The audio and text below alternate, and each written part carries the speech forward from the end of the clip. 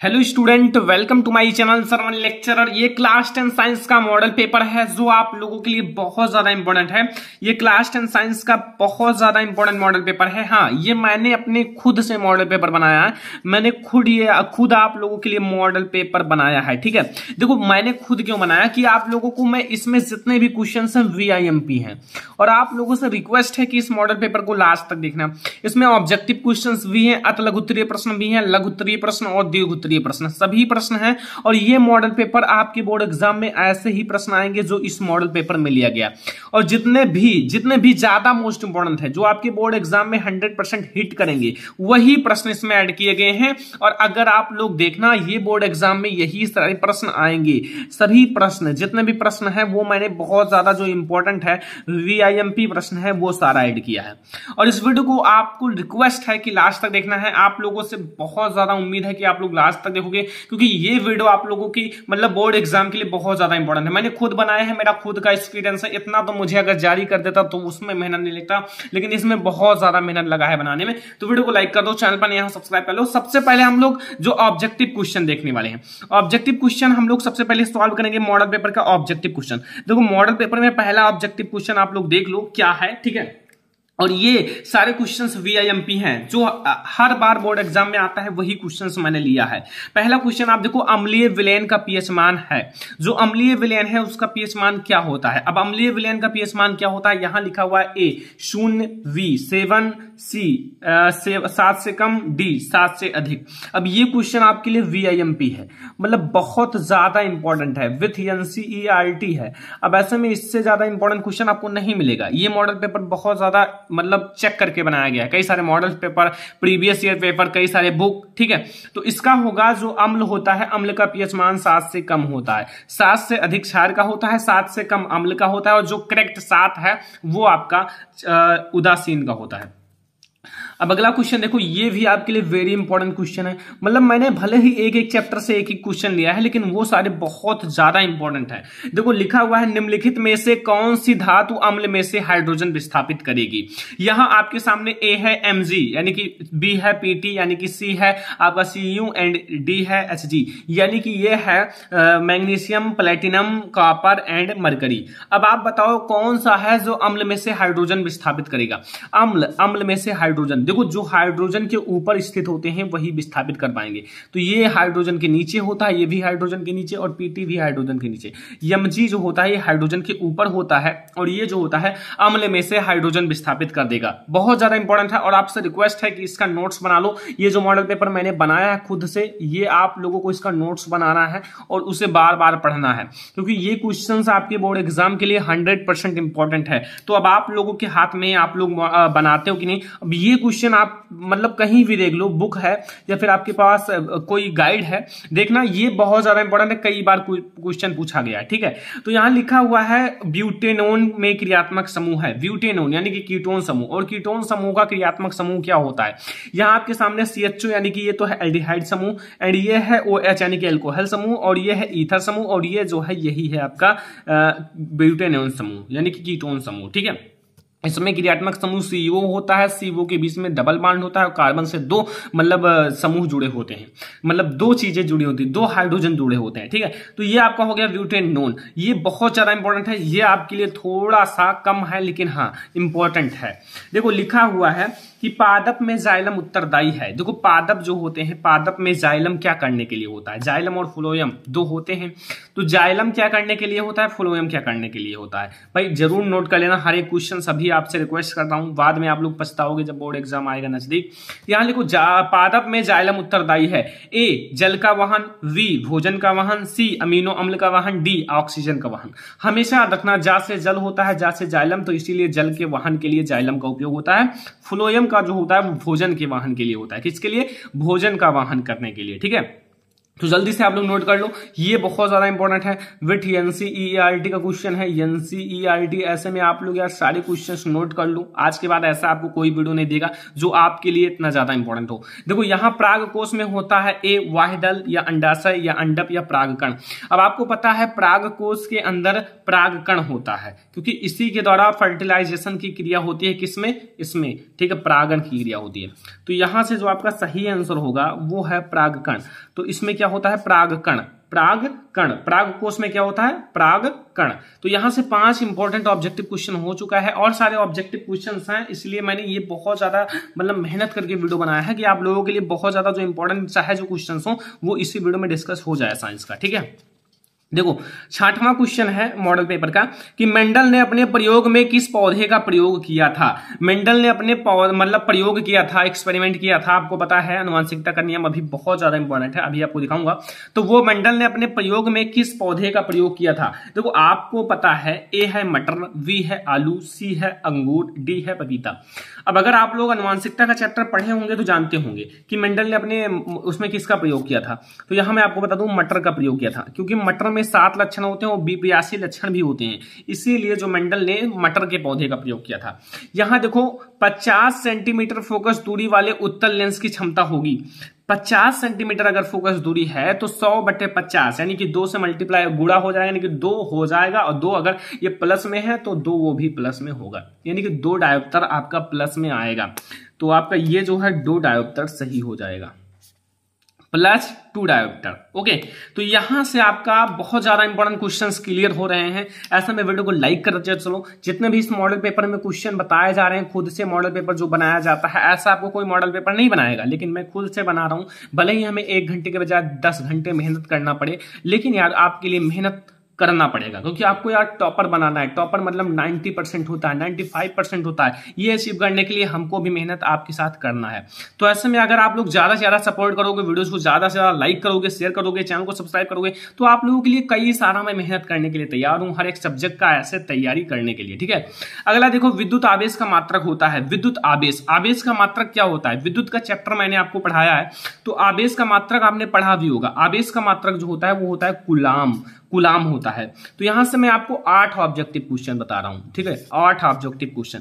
अगर और भी ऑब्जेक्टिव देखना है तो फिर आपको अगले वीडियोज में प्रोवाइड किया जाएगा। यहां से जो 8 आपके बोर्ड एग्जाम के लिए इंपॉर्टेंट है, बोर्ड एग्जाम के लिए वो बताया गया है, मतलब जो बहुत ज्यादा इंपॉर्टेंट है, हर बार जो बोर्ड एग्जाम में आता है, जो VIMP क्वेश्चन है वो 8 बताए गए हैं। अब आ जाता है अतलघुत्तरीय प्रश्न। भाई पहला अतलघुत्तरीय प्रश्न देख लो, सारे इंपॉर्टेंट हैं भाई। यहां पहला ही देख लो, बहुत ज्यादा इंपॉर्टेंट है। योगात्मक अभिक्रिया को उदाहरण देकर समझाइए। योगात्मक अभिक्रिया क्या होता है? ये आपका कार्बन तथा उनके यौगिक चैप्टर से है, और आपको इसका एक रिएक्शन है वो भी देना है। तो रिएक्शन अगर आप लोग नहीं जानते हो तो अभी मैं आपको इसके साथ बताऊंगा, लेकिन योगात्मक अभिक्रिया आपकी बोर्ड एग्जाम के लिए बहुत ज्यादा इंपॉर्टेंट है, ठीक है। तो सबसे पहले हम लोग देखेंगे कि योगात्मक अभिक्रिया है क्या, फिर मैं आपको सब कुछ समझा दूंगा। तो यहां लिखा हुआ है योगात्मक अभिक्रिया। तो योगात्मक अभिक्रिया में पदार्थ आपस में संयोग करता है। योग एड, यानी कि योग मतलब होता है योग, जुड़ना। तो यहाँ योगात्मक का मतलब होता है जुड़ना। तो योगात्मक अभिक्रिया में जो पदार्थ होते हैं आपस में संयोग करके केवल एक पदार्थ बनाते हैं। जैसे ये 2 चीजें हैं, 2 चीजें और ये मिल गई, एक बड़ा सा पदार्थ बना दिया, ठीक है। तो यहां से आपका कोई एक मतलब केवल एक पदार्थ बनाते हैं, तथा कोई भी अन्य पदार्थ नहीं बनता है, मतलब कोई अन्य पदार्थ नहीं बनता है, ठीक है। एक ही पदार्थ बनेगा, लेकिन दो आपस में, 2 से अधिक भी हो सकती है पदार्थ आपस में क्रिया करेंगी, तब आपका क्या बनेगा? एक नया पदार्थ बनेगा, ठीक है। अब इसका रिएक्शन देख लो, बहुत ज्यादा इंपॉर्टेंट है। यहां देखो आपका कार्बन से होगा, कार्बन और हाइड्रोजन के मध्य। तो यहां CH2 ये ले लो, नहीं दिख रहा है, ठीक है, अब दिखेगा। CH2 ये है एथिलीन, क्या है? एथिलीन। एंड यहाँ H2 ले लो, H2, और यहां आपका हो जाएगा, यहां देखो CH3 एंड CH3। ये दोनों मिलाकर, ये दोनों एक ही चीजें हैं, मतलब दोनों मिलाकर आपका एथेन लिखा हुआ है, ठीक है, एथेन। तो यहां 2 चीजें आपस में मिली, एक तो एथिलीन और एक हाइड्रोजन, और दोनों मिलकर एक चीज बनाई, क्या बनी? एथेन। ये बहुत ज्यादा इंपॉर्टेंट है, आप बिलीव नहीं करोगे, बहुत बार पूछा गया क्वेश्चन है, इसीलिए मैंने इसे लिया है। तो ये क्वेश्चन आपको नोट कर लेना है, नोट्स बना लेना है। हमारे कहने पर आप लोग नोट्स बना लो, जो मैं इस वीडियो में बता रहा हूं, जितने भी क्वेश्चंस वो आप लोगों को तैयार कर लेना है, क्योंकि ये बहुत ज्यादा इंपॉर्टेंट है। और इसमें से आपके 100% कई सारे क्वेश्चन, 100% बहुत सारे क्वेश्चन फंसेंगे, ठीक है, इसीलिए मैं आपसे कह रहा हूं। यहां देखो दूसरा नंबर क्वेश्चन बहुत ज्यादा इंपॉर्टेंट अर्धलघुत्तरीय प्रश्न, दूसरा वाला देखो लिखा हुआ है कि लिंग संलग्नता से संबंधित 2 बीमारियों का नाम लिखिए। अब लिंग संलग्नता से संबंधित बीमारी कौन कौन से हैं ये आपको बताना है। देखो लिंग संलग्नता से संबंधित 2 बीमारी आप लोगों को पता होगा, ठीक है। तो आपको मैं बता देता हूं, जो हीमोफीलिया है, हीमोफीलिया का नाम सुना होगा कि नहीं सुने हो? सुना होगा।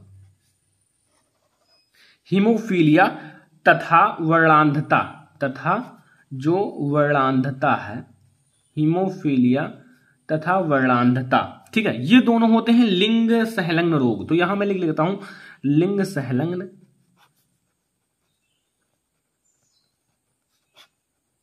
रोग हैं। क्या है? लिंग संलग्न रोग हैं। कौन कौन से? हीमोफीलिया तथा वर्णांधता, ये दोनों कौन से रोग हैं? लिंग संलग्न रोग हैं, ठीक है। तो यहां से आपको लिंग संलग्न रोग थोड़ा सा समझ में आ गया होगा, आखिर है क्या लिंग संलग्न रोग, क्योंकि ये बहुत ज्यादा इंपॉर्टेंट है आपके बोर्ड एग्जाम के लिए भाई, इसीलिए मैंने आपको सोचा कि बता दिया जाए।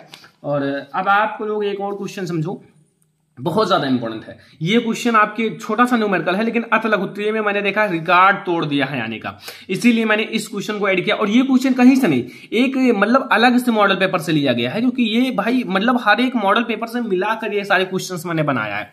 और अगर आप लोग इससे देखो, मैंने मेहनत करके बनाया, और आप लोग चाहो तो इसे जितना मिनट 10 मिनट 20 मिनट में पूरा देख सकते हो, क्योंकि मैंने खुद इतना एक्सपीरियंस किया है, 4-5 दिन से क्वेश्चंस ढूंढ रहा हूं, फिर बना रहा हूं। तो ऐसे में आप लोग थोड़ा मेहनत करके तुरंत देख सकते हो। लिखा हुआ है किसी लेंस की क्षमता -2 डायोप्टर है, -2 डायोप्टर, इसकी फोकस दूरी कितनी है तथा लेंस किस प्रकार का है। अब आप लोग सोचो, लेंस किस प्रकार का है ये भी बताना है, ठीक है। तो चलो मैं आपको सब कुछ बताता हूं। लेंस की फोकस दूरी हमें क्या क्या ज्ञात करना है? फोकस दूरी ज्ञात करना है, ठीक है। तो F बराबर होता है 1/P, ठीक है। लेकिन आपका डायोप्टर में है, इसलिए आपका 100/P कर लो, ठीक है। अब 100/P है, ठीक है, 100/P। तो यहां 100 हो गया और बटे -2 हो गया, तो यहां से आपका आएगा 50 सेंटीमीटर। लेकिन आपका -50 आएगा। अच्छा, अगर मैंने ये 100 नहीं किया होता, 1/2 किया होता, मतलब आप लोग सोचते हो 100 क्यों कर दिए, क्योंकि मुझे सेंटीमीटर में मेरा आंसर आया है। अगर ये मीटर में लाना होगा तो मैं 100 से भाग दे दूंगा, लेकिन ये 1/2 कर लेंगे, यानी कि 0.5 हो जाएगा, ठीक है। मतलब अगर हमें मीटर में करना हो तो ये आपका इतना हो जाएगा। और अगर आपका कोई भी मतलब क्षमता माइनस में आए तो हमेशा याद रखना उसमें कौन सा लेंस रहेगा? अवतल लेंस रहेगा। अगर प्लस में आए तो कौन सा लेंस रहेगा? उत्तल लेंस रहेगा। तो यही छोटी छोटी जानकारियां अगर आप ध्यान में रखते हो तो हमेशा आप कभी भी मार नहीं खाओगे, हमेशा याद रहेगा, ठीक है। तो ये थे हमारे 3 इंपॉर्टेंट लघुत्तरीय प्रश्न, मतलब गेस क्वेश्चन है जो आ सकते हैं, ठीक है। मतलब हमेशा जो पूछा जाता है वही क्वेश्चंस मैंने लिया था, और ये बहुत ज्यादा इंपॉर्टेंट है। याद कर लेना, नोट्स बना लेना, फिर मैं आपको धीरे धीरे बहुत सारे क्वेश्चंस कराने वाला हूं। अब आपके लघुत्तरीय प्रश्न, ये बहुत ज्यादा इंपॉर्टेंट क्वेश्चन है। साबुनीकरण की प्रक्रिया पूरा समझाना है, ठीक है। तो साबुनीकरण की प्रक्रिया आप कैसे समझाओगे ये तो आपको पता ही होगा। देखो साबुनीकरण होता क्या है? एक रिएक्शन है जो बहुत ज्यादा बड़ा है और इंपॉर्टेंट है साबुनीकरण में। ये बहुत ज्यादा इंपॉर्टेंट क्वेश्चन है लघुत्तरीय का, ठीक है। देखो साबुनीकरण पर संक्षिप्त टिप्पणी कीजिए। लिखा हुआ है उच्च अणुभार वाले मोनोकार्बोक्सिलिक अम्लों के सोडियम तथा पोटेशियम लवण साबुन कहलाते हैं। देखो अगर कहा जाए उच्च अणुभार वाले मोनोकार्बोक्सिलिक अम्लों के सोडियम तथा जो पोटेशियम लवण है वही साबुन कहलाते हैं। लेकिन ये तेल और वसाओं के तनु NaOH तथा KOH द्वारा जल अपघटन से प्राप्त होता है। कैसे प्राप्त होता है? ये तेल और वसाओं के तनु NaOH यानी कि सोडियम हाइड्रोक्साइड और पोटेशियम हाइड्रोक्साइड द्वारा जल अपघटन से प्राप्त होता है। इसी क्रिया को साबुनीकरण कहते हैं। पूरी क्रिया आपको लिखना है साबुनीकरण की। उच्च अणुभार वाले मोनोकार्बोक्सिलिक अम्लों के सोडियम तथा पोटेशियम लवण को साबुन कहते हैं, और ये तेल और वसाओं के तनु NaOH या KOH द्वारा जल अपघटन से प्राप्त होता है। इस क्रिया को साबुनीकरण कहा जाता है। अगर आपसे साबुन पूछा जाए तो इतना, अगर साबुनीकरण पूछा जाए तो इतना बताना है। ओके, अब मैं एक रिएक्शन आप लोगों को समझा देता हूं इसी से रिलेटेड। बहुत ज्यादा इंपॉर्टेंट रिएक्शन है। देखो रिएक्शन आपको कोई नहीं बताएगा, लेकिन भाई रिएक्शन इसलिए मैं आपको बता रहा हूं कि हमेशा याद रहे आप लोगों को, कभी भी आप भूलो ना। जैसे आपसे रिएक्शन भी तो पूछा जा सकता है, तो रिएक्शन बड़ा है भाई, मैं ये बता देता हूं, हार्ड है, हार्ड जिसे कहा जाता है, ठीक है। तो आओ हम लोग समझते हैं। देखो यहां आपको लिखना है CH2OCOC17H35। इसमें नहीं होगा, एक बड़ा पेज हमें लेना पड़ेगा, इस तरह से लेते हैं, ठीक है। ये देखो लिखा क्या है, मैं आपको समझाता हूं, CH2OCO C17H35। अब समझना, CH2OCO C17H35। अब यहां केवल एक सिंगल बॉन्ड लगाओ, यहां एक दूसरे के। अब यहां केवल CH, यहां CH2 था, यहां केवल CH, फिर वही सीधा उतार दो, OCO C17H35। अब देखो वही चीज ऊपर वाला सेम नीचे ले लो, CH2OCO C17H35। मैंने कुछ किया नहीं है, ये इतना OCO C17H35 तीनों में है, केवल यहां CH2 है, यहां CH है, यहां CH2 है। देखो यहां ये सारी चीजें आपको समझा दिया। अब देखो, अब आपको यहां लेना है 3 NMOH, यानी कि 3 मॉलिक्यूल्स NMOH के, ठीक है। अब आपको यही मिलेगा साबुन। देखो यहां आपको करना क्या है, देखो यहां आपको CH2OH, यहां से आपको ये CH2 लेना है और यहां से एक OH लेना है। यहां 3 OH हैं और 3 अन्य हैं, तो यहां आपको फिर CH इसका लेना है, CH और OH इसका लेना है, ठीक है। और फिर इसका CH2 लेना है और इसका OH लेना है। यहां से आपका ये चीजें और ये चीजें और यहां से OH खत्म हो गया। अब आपको करना क्या है, यहां आपका पूरा जो आया है वो साबुन ही बचेगा, 3C17H35 COONA। देखो ये आपका, यही आपका साबुन है, क्या है, या फिर साबुन है, सीधा लिख दो, या फिर इसे कहा जाता है सोडियम एसीटेट, इस चीज को। और ये आपका ग्लिसरॉल है, जो कि सूत्र पढ़ा होगा, ग्लिसरॉल, और सब सही है। ये ट्राई एरिल है, ट्राई, देखो समझना, ये आपका ये ठीक है। अब ये आप लिख लो, फिर साबुन का सूत्र लगाकर आगे 3 लिख दो, बहुत हो जाएगा, ठीक है। तो ये है साबुनीकरण। थोड़ा सा आपको मैं फिर से रिएक्शन समझा दूं, ये चीजें आपको CH2OCO C17H35, फिर यहाँ CH लिखना है OCO C17H35, फिर CH2OCO C17H35, फिर 3 NMOH का मॉलिक्यूल लेना है, फिर ये आपका बन जाएगा ग्लिसरॉल, CH2OH CHOH CH2OH, फिर यहाँ C17H35 COONA साबुन है, और 3 मॉलिक्यूल साबुन का लगा दो, फिर आपका आंसर आ जाएगा।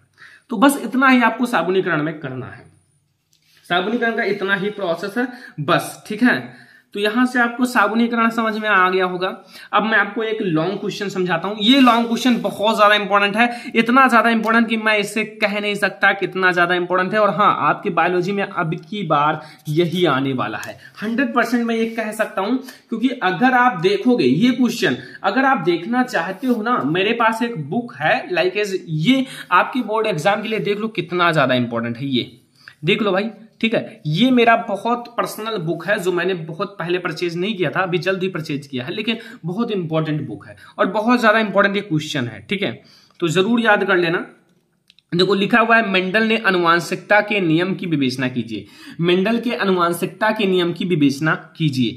तो मेंडल के आनुवांशिकता के 3 नियम थे, एक तो प्रभावीता का नियम, एक है पृथक्करण का नियम, और तीसरा है स्वतंत्र अभिमन का नियम। ये स्वतंत्र अभिमन का नियम, अब ये 3 नियम है, लेकिन ये तीनों नियम किसी को याद नहीं होता है। मैं ये कहता हूं ये तीनों नियम किसी को याद नहीं रहता, लेकिन आज के बाद अगर आप भूल जाओगे तो फिर बताना, भूल नहीं पाओगे, क्योंकि मैं बहुत अच्छे से समझाने वाला हूं आखिर इनका नियम कैसा था। और हाँ, आप लोग भूल नहीं पाओगे, ये मैं कह रहा हूं, ठीक है। तो चलो हम एक एक को समझते हैं, और आप लोग भूलने की कोशिश मत करना, लिखना, नोट्स करना। देखो पहला है प्रभावीता का नियम। देखो इसमें करना क्या है, जब प्रभावी लक्षण, जैसे मैंने ले लिया लंबा प्रभावी लक्षण है, जबकि बौना जो है वो अप्रभावी लक्षण है, यानी कि हम दोनों का संकरण साथ में कराते हैं। जितनी पॉइंट कह रहा हूं उसे देखो, सुनो और नोट बनाओ, ठीक है। लिखा हुआ है, जब प्रभावी लक्षण का जीन, जब प्रभावी लक्षण का जीन अप्रभावी लक्षण के जीन, जैसे एक प्रभावी लक्षण का जीन है, एक अप्रभावी लक्षण का जीन है, दोनों साथ में उपस्थित हो, मतलब दोनों एक साथ में हो, तो प्रभावी लक्षण वाला जीन अपना लक्षण प्रदर्शित करता है, अप्रभावी वाला नहीं। यहां कहने का अर्थ है, अगर लंबा प्रभावी लक्षण है तो लंबा वाला ही अपना लक्षण प्रदर्शित करेगा, बौना वाला अपना लक्षण प्रदर्शित नहीं करेगा। अगर यहां एक प्रभावी को रख दिया जाए, एक अप्रभावी को रख दिया जाए, तो इन दोनों के बीच संकरण कराया जाए, तो जो लंबा यानी कि प्रभावी वाला लक्षण है वही जीन अपना लक्षण प्रदर्शित करता है, अप्रभावी लक्षण वाला जीन अपना लक्षण प्रदर्शित नहीं करता है। अभी मैं आपको संकरण के साथ समझाऊंगा, लेकिन आपको मैं समझा दूंगा लिखा हुआ है जब प्रभावी लक्षण का जीन अप्रभावी लक्षण के जीन दोनों साथ में उपस्थित हो तो प्रभावी लक्षण वाला ही अपना लक्षण प्रदर्शित करता है, अप्रभावी वाला नहीं। अब मैं आपको बताता हूं भाई, सब कुछ समझा दूं। अब आपको देखो, आपको लेना है शुद्ध लंबा, शुद्ध लंबा और शुद्ध बौना, शुद्ध लंबा और शुद्ध बौना। शुद्ध लंबा का होता है कैपिटल टी और इसका शुद्ध बौना का होता है स्मॉल टी। समझ में आया कि नहीं? समझ में आ गया होगा। अब यहां से मैंने एक टी को यहां, एक टी को यहां, देखो मैंने यहां क्या किया, एक टी मैंने इसका ले लिया और एक टी इसका, तो यहां एक कैपिटल टी है एक स्मॉल टी, और अगर आगे कैपिटल टी लिखा हो तो वो पौधा जो होता है वो लंबा पौधा होता है। कौन सा पौधा होता है? लंबा पौधा। तो बताओ कौन सा लक्षण अपना प्रदर्शित किया? यही जो मतलब ये प्रभावी लक्षण है, ये प्रभावी यानी कि लंबा वाला प्रभावी है और ये अप्रभावी है। तो बताओ कौन सा अपना लक्षण प्रदर्शित किया? प्रभावी लक्षण वाला ना, लंबा वाला ही अपना लक्षण, देखो लंबा ही पौधा मिला। तो इसीलिए कहा जाता है अगर प्रभावी और अप्रभावी लक्षण दोनों साथ में उपस्थित हों तो प्रभावी लक्षण वाला जीन ही अपना लक्षण प्रदर्शित करता है। अब आपको अगर ना समझ में आए नोट्स कर लो, वैसे समझ में आ गया होगा।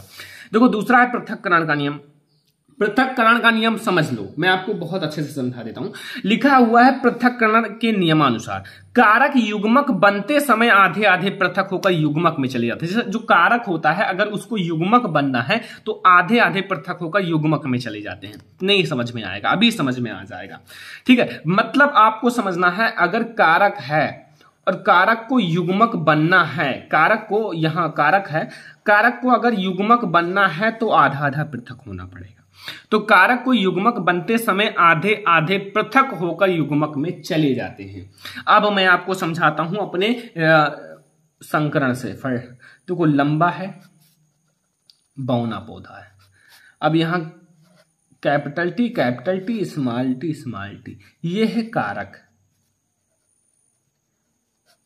क्या है? कारक है।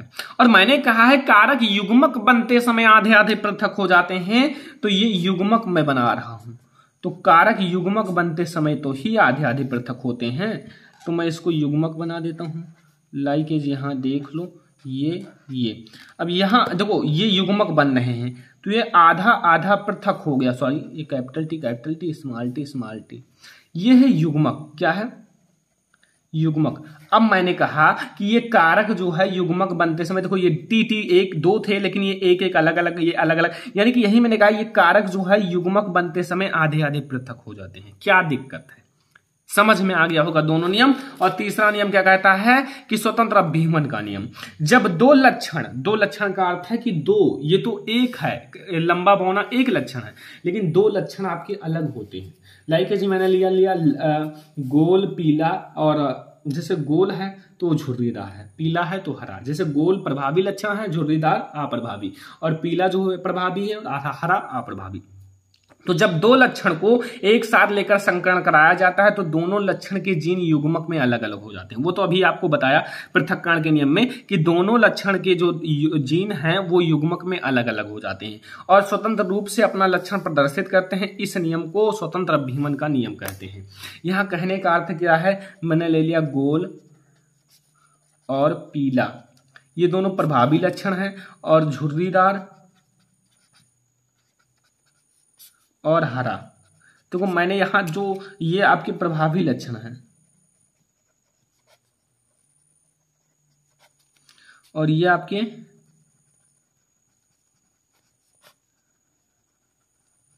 अप्रभावी लक्षण है। अब कहने का अर्थ है कि अगर प्रभावी लक्षण तो दोनों कैपिटल में होंगे, यानी कि गोल को आर लिखा जाता है, कैपिटल आर, और इसको एलओ यानी कि वाई। और अब अगर ये आपका आर है तो ये सब स्मॉल होंगे। ठीक है, समझ में आ गया होगा। अब इसे कारक से युग्मक बनाना है तो यहां से एक आर ले लो, यहां से एक वाई ले लो। ठीक है, एक एक आएंगे, इसमें से एक वाई आएगा, एक आर आएगा, एक वाई, और ये दोनों मिलकर क्या बनाएंगे, एक R capital R capital Y small Y. और ये क्या है जानते हो, ये है गोल तथा पीला। यही देखो प्रभावी लक्षण वाला ही अपना लक्षण प्रदर्शित करता है।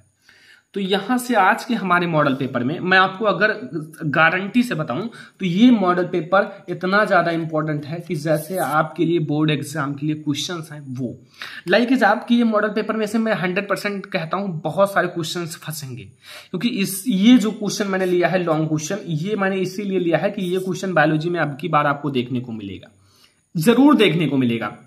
ये गेस्ट क्वेश्चन नहीं, 100% वाले क्वेश्चन है। और अगर आप इस मॉडल पेपर को देखे हो तो प्लीज आप लोग इस पेपर को नोट कर लो, एक अलग से नोट्स बना लो। मैं आपको ऐसे ही हर एक सब्जेक्ट का लाऊंगा और आपको इस वीडियो को ज्यादा से ज्यादा लाइक करना है। जितना मैंने मेहनत किया है इस वीडियो में उतना ही ज्यादा आपको लाइक करके दिखाना है और चैनल को सब्सक्राइब करना है। ज्यादा से ज्यादा आप लोग जल्दी से सब्सक्राइब करो ताकि जल्दी से 3 लाख का परिवार हो जाए, और इस वीडियो को शेयर करना अपने फ्रेंड्स के साथ, ठीक है। चलो फिर मिलते हैं अगली वीडियो में। लेकिन ये मॉडल पेपर में मैंने जो बताया यार नोट कर लेना, बहुत ज्यादा मेहनत करके बताया गया। ऑब्जेक्टिव मैंने बताया, लघु उत्तरीय, प्रश्नार्थ, लघु उत्तरीय, दीर्घ उत्तरीय, सारे प्रश्न मैंने डिस्कस किए हैं क्योंकि सारी चीजें मेहनत करके की गई हैं। तो यहां से अगर आपको ये वीडियो पसंद आया हो तो लाइक करना, शेयर करना अपने फ्रेंड्स के साथ, चैनल पर नया हो सब्सक्राइब कर लेना। चलो फिर मिलते हैं अगली वीडियो में, तब तक के लिए धन्यवाद।